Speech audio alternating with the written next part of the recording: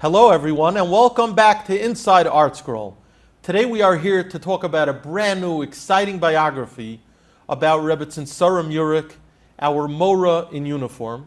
And I'm privileged to be joined by two of Rebbetzin Murik's grandsons, Reb Shragy Zeldes and Reb Shragy Malinowitz. So thank you to the Reb Shragis for making the trip out here to ArtScroll to discuss this new book.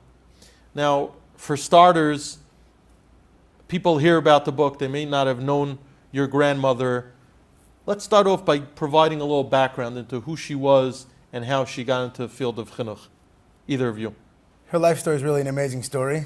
She was born in Yerushalmi, good old Yerushalmi, not the Yerushalmi that we know today, but the old Yerushalmi. Not only was she born into it, but she lived with it till her last day. She was a proud Yerushalayimite down to the Strimel. And the fire of Yerushalayim came with her whole life. She came to America in her teens and adopted, interestingly, the American culture while keeping the fire of Yerushalayim alive, I think, very much. And she took that and boomeranged with it, opening schools and being mechanech, many Bnei Yisrael, thousands upon thousands, that she felt like were her children. And I think they felt the same. Her mother and I guess maybe her grandmother, they really connected very, very well. And it was that, the growing up on Yerushalayim really was with her till the last day. She kept that fire her whole entire life. Now I noticed reading the book, going through the book, you really see that despite the fact that she grew up in Eretz Yisrael, really a totally different culture, she connected to American kids in an amazing way. What did you see as a grandson regarding that aspect of her personality? Yeah, so her real connection, I believe, is more than just a connection like, us speaking. It's more of a heartfelt connection.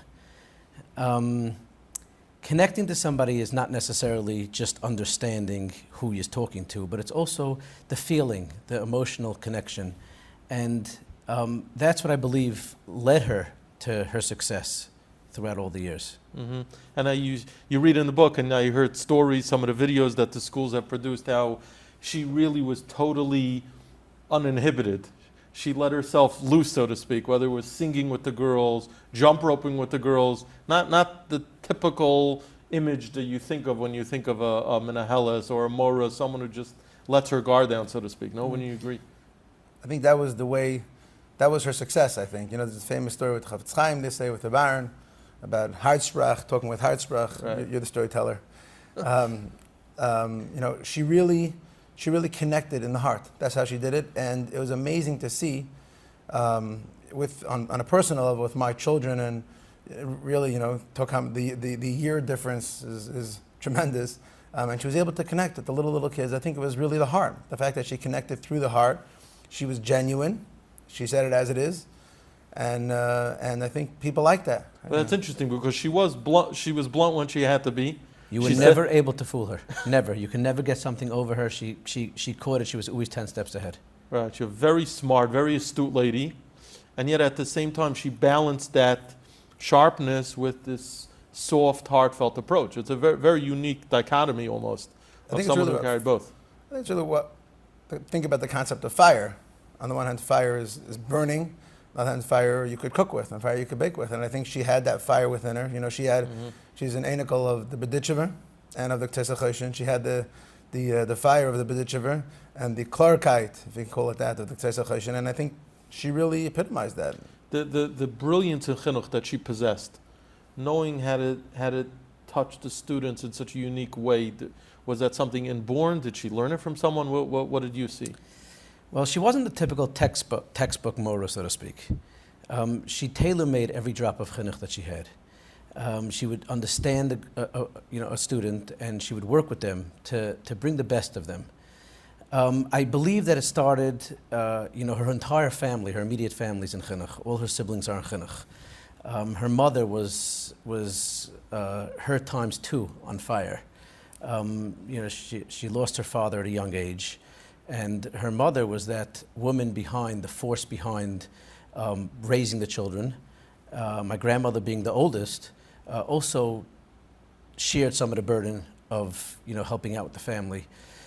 So she had that inborn her from the beginning, of when she was growing up, to take care of whatever she had to take care of, helping her mother, helping her siblings, etc. Right, she was very forced to be independent and very single-minded. And I guess that carried over later on, where she was fearless and she just had that ability to kind of chart her own course, which leads me to what I wanted to mention, which is the name of the book, Our Morah in Uniform. And the reason why it's called that, as anyone who's going to pick up the book is going to know, is that your grandmother was probably the first and maybe the last such Morah who actually came to school wearing the school uniform. You read in the book how when she first introduced the concept of uniforms in Joan Dack's Bais Yaakov in Chicago, there was a lot of pushback. People were like, well, you're instituting uniforms. The only people who wear uniforms are the Catholics. And she felt that it was very important for the structure and for the atmosphere of the school. And she said, you know what, if the girls are going to be wearing a uniform, I'm going to be wearing a uniform. Now, maybe you take it for granted because you always knew your bubby as someone, she's the Morah in uniform. But to anyone who hears that, that's quite enlightening and quite original, almost revolutionary. I think this idea of she used to tell us, Ima and Rebbetzin Sara. And it's not that she looked at it like a tzara wearing a uniform. I think it's the ability to really take the responsibility if you say it. Right, not only talking the talk, but walking the walk, right? Everything she did is by example. Right. So when it came time to putting the uniforms on in Chicago, for example, she's told me that the 8th graders didn't want to put it on. Uh-huh. And she decided, okay, you know what, if you put it on, I'll put it on. And it was all followed by example. You could walk into the school building at 80 years old and there's a piece of garbage on the floor and she'd bend down and pick it up, because she wanted that the students should all see that she's doing the same. And it was always followed by example. Her davening, her tehillim, her hoilech yelech, her whole derech hachayim was all just followed by example. We, as Einiklach, were able to see it more than others, but in school, in general, in the stores, in the streets, it was all followed by example. Now, you, at some point in time, I don't know when that was, I would love for you to share the background, you decided, Rabbi Murik is really unique, something like you never saw before. We have to put this story out for the public. When did that happen that you decided, okay, we need a book about her? So I think the brainchild behind the book was really to inspire others. Here we're talking about a woman who started several schools. She started Joan Dack's Bais Yaakov in Chicago. She was there for almost 50 years. Then she moved to Lakewood in her 70s, started an elementary school. Later on, 2 years before her passing, she started Bais Yaakov, which was the high school. So really to inspire others, to understand that chinuch is not just, like I mentioned before, a textbook morah. It's more of understanding what is chinuch. And if you go through the book, you'll see that there's stories which was all submitted by students of hers, saying their personal story of how she touched their lives. Mm-hmm. And that can move on to other people to just, it doesn't have to be necessarily a chinuch, it's just a way of thinking. Right. What did you find as far as compiling and putting out such a book, that there's an element of it that even someone who's not in chinuch and someone who's not necessarily teaching youngsters, that there's so much here that they'll be able to glean from and enhance their lives? I would say one of the most striking things about Bubby was the living Yiddishkeit to the fullest. This fire, this passion, which was really rare. There are people that are on fire, people that are passionate, but she had a genuinity to this passion, to this fire, and it went throughout the whole. I mean, the kids all really like connected with her. I'll tell you a story with my son. I have a son now. He's 8. I don't know. So this must have been probably 4 years old.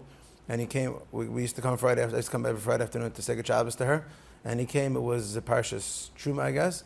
And he was wearing the begadim of the Kohen Gadol. And he comes in, and she comes over with him, and she starts, dancing with him and going through you're a Kohen Gadol, let's do it. And it wasn't just, you see, oh, it's so pretty, it's so nice, but she actually lived it, and he experienced the feeling of, hey, I'm a Kohen Gadol. And she did that with everything in life. Sukkah was we lived the Sukkah. Hanukkah, you lived the Hanukkah left. And it was like that. She was quick to cry and quick to laugh and quick to smile. And the whole entire Yiddishkeit wasn't just, the textbook, like Shragy said in Chinuch. I think it's also the living the Yiddishkeit and enjoying the Yiddishkeit, and that it's so much fun and so enjoyable, and there cannot possibly be any life that's ever better than this, because this is bliss. It's great. It's wonderful. Wow. And she loved it, and that's her famous motto that she used to say, I love Hashem and Hashem loves us. Right. And that was, she lived by that. She really did. I want to mention something also that jumped out at me. We're talking about someone who ran Joan Dax Bais Yaakov, a tremendous school. She was clearly a visionary, and she had her eye on the big picture, but she never lost sight of the individual. And there are so many stories in the book that highlight that, whether it's the person who came to a school play, and in a whole room, the person who noticed that there was a lady standing in the back who didn't have a chair was Morah Murik. She's the one who's running the school, and yet she's the one who's schlepping a chair across the room to make sure that everyone's comfortable. Or the person who showed up with her mother to a play, I think it was, and the mother came along with an aide, a medical aide who was helping. And Morah Murik made sure to go over and ask her, how did you enjoy the play? And the book describes how this aide then went home and for the rest of the day was singing the songs that she heard at the play, and that's all because of Morah Murik's ability to see the individual, not losing track of the fact that every person is an individual. Yes, there's a big picture, we're running a big school, we have to do things a certain way, but she never ever lost sight of that. How did you see that as grandchildren? So I once asked her, because she was known, besides for all the other things that she did in school, but she greeted every single child coming off the bus. It made no difference. It could be raining, snowing, cold, hot, made no difference. She was out there in her coat, kissing every single girl that came off the bus. And I once asked her, why do you do that? And she told me that this way she's able to see on their faces exactly what their day is going to be like. Wow. So if there's something that went wrong at home, or they didn't eat breakfast, or they got into a fight with their sibling, or whatever it may be, she was able to catch it when they were first coming off the bus, going into school. And that's what when I say before of individualized chinuch, this is exactly what it is. Each individual was a neshama for itself, and a world in its own. And I noticed also that she didn't just focus on academics, scores, marks. The book quotes her as saying that she felt her job was to give the children a geschmack in Yiddishkeit. So her motto in life in general was Simchas HaChaim. And she really believed it. She danced, she sang through the hallways. She used to tell me, we don't know what's going to be tomorrow, but Simchas HaChaim can make it through any situation. And that's what she tried to instill into all of her students, that there's a Simchas HaChaim, love being a Yid, love learning, love Yiddishkeit, love life. And that's really what she tried instilling in us and in all her students, which she really considered as children as well. Right. You read the book. The book is a very happy book. It's positive. I want to give credit also to the author, Mrs. Adams. She did a wonderful job of giving it over. It reads like a novel almost. It's a story. It's exciting, and you go page to page. It's a very, very light reading, and you walk away feeling proud to be a Yid, learning lessons as you go along about how to interact with other people, Jews, non-Jews, how to interact with our own children. She just had that ability. That was my takeaway. What do you think people will find when they read it? A lot of what we mentioned here, obviously, they'll take. There's many pieces and akudas that I will be able to say about her. Another major piece, I think, is the non-judgmentalism. The ability to speak literally to the Gdei Hadar and pick up a phone and call them and have a conversation with them, and to talk to not just a kid, to talk to people that are not from, as you mentioned, people that are not Jewish, anyone, and be machshav them, was really it's a talent, and she had obviously some of it naturally, but it's an avodah, and I think we can all work on that to some extent and learn that from her. And to me, the biggest thing that her memory that lives on within me is this passion, this passion for Yiddishkeit, which is something which you can't explain in words. Stories you can explain a little bit. It's like boiled in my mind. Her putting food into the oven, Erev Yantiv, Lakewood the Hilig Yantiv, Lakewood Shabbos Kodesh, I'm sure it's buried in Shragy's mind also. And this is something which I grew up with one grandmother. My father's mother wasn't alive when I grew up. I thought all Babis are like this. It took a few years till I realized not everyone's like this. But there was that spark and that love and that life, and it is really something which is just anyone can learn, and it's really a lesson to everyone to be able to live your life and enjoy Yiddishkeit and be happy with it and give that on to your children, I think. Right. Just to add on to what Shragi was saying about the connection to the Gedolim. About 20 years ago, I was invited to a meeting at the Novominsker Rebbe's office. And I walked in, I was probably the youngest person in the room at the time. And he asked me my name. I told him my name, and he said, oh, you're Rebbetzin Murik's grandson, and he stood up for me. Wow. He remembered her from his Chicago days? Was that they go back, and they kept the kesher all along. He was actually maspid her 2 weeks before his p'tira. Wow. He was one of them that was maspid her. It was 2 weeks earlier, 2 weeks before his p'tira that she was nifter. But the kesher to the Gdolim in the Rashivas in Chicago, I remember her talking on the phone with Rabbi Yaakov Kamenetsky in Chicago. She was on the phone with him. And there was a kesher, she had that, the same, the bren for Yiddishkeit, the Das Torah was always there. And her connection to Baruch Chaim Matasyo, she was very, very close to Matasyo here in Lakewood. When she came, she took guidance from him. Mm-hmm.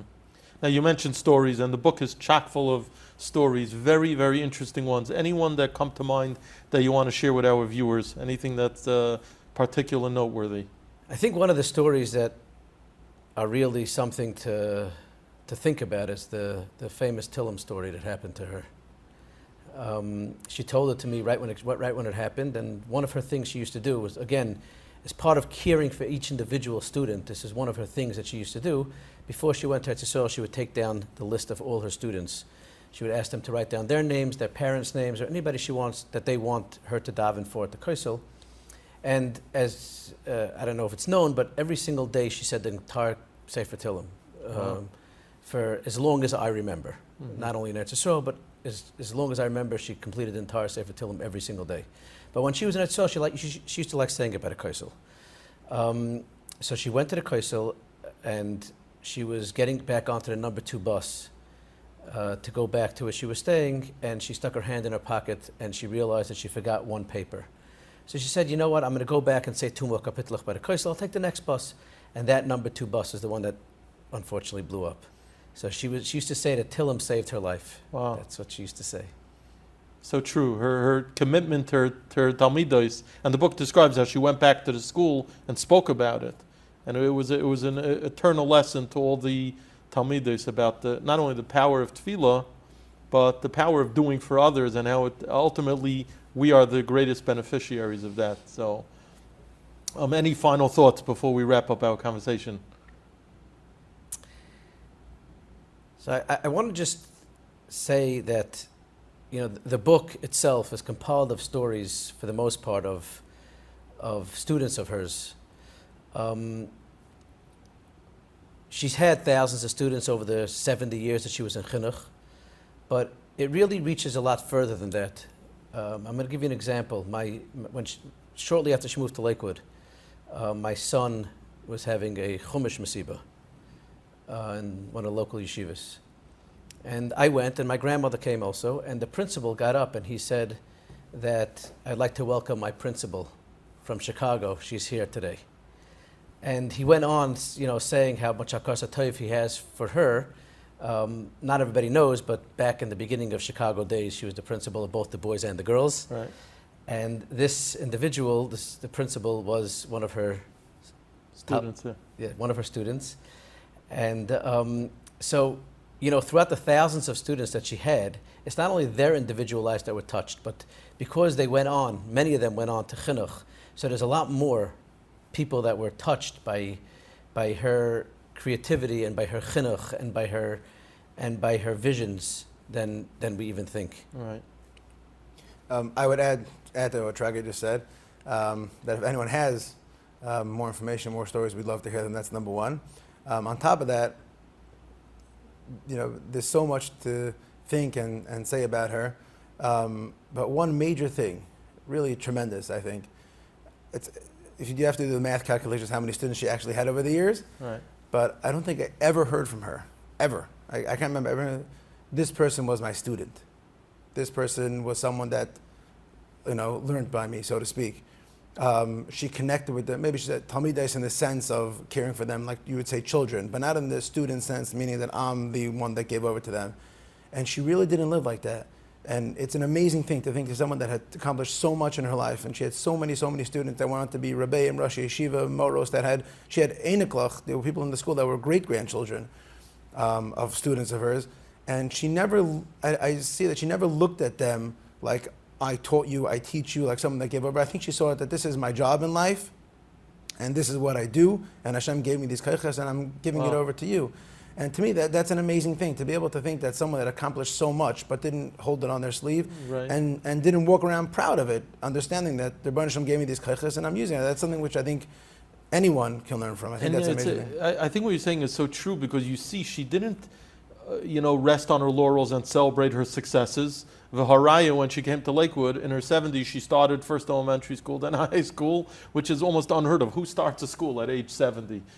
So she obviously had that fire within her, that just kept burning. But as Shragi said, her influence went far beyond just the classroom and the individual students she taught, because now they're carrying it on to the next generation, and so on and so forth. And I would add that now this book is going to be perpetuating her legacy as well, because even those who were in Zeichet to be in her orbit and to benefit from her chinuch brilliance and her creativity, and above all her heart, will now be able to taste that beauty, the beauty of her care, the beauty of her love, through this beautifully written book. So we're indebted to you. Thank you to both of you, and to whoever was involved in compiling this book, and again to the author for doing such a wonderful job, for allowing Klal Yisrael to benefit from Mrs. Morah Murik's joy, from her love, and from her care.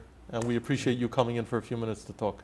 Thank you. I want to just add that Mrs. Jaffe, our principal in Chedvas, Bais Yaakov, told me she remembers in 1968, she was going into kindergarten, and Morah Murik took her by her hand and took her into class. And it still resonates with her today. And all the different movements going throughout elementary school, high school, and life in general. But I found it fascinating when she told me this, that I can't remember what happened in 10th grade, forget about what happened in kindergarten. So apparently it made a roshim on her, and probably many, many others, of just this, the heart that we discussed earlier, of just loving every single human being. Beautiful. One can imagine Mrs. Jaffe now giving over to her students, these things are not things that are taught with words. They're really taught with action. And, being able to give that over is something which you have to have received and be able to pass it on heart to heart. I think there's no other way to do it. You can't teach these things in words. It's just the way you live, and you get that by osmosis, and then hopefully you try to give it over as servants of Hashem. Well, I could attest, as my daughters are in Benos Bracha, that the school is still running under, her foundation. And inspiration, right? And inspiration, and it still runs the same way. And the Hashem, I love Hashem, and Hashem loves you, is just it's part of the school. It's in the walls. Beautiful. So we encourage people to tap into that, to get a taste of it with this beautiful new book. And we thank you again. Thank you so much. Thank you.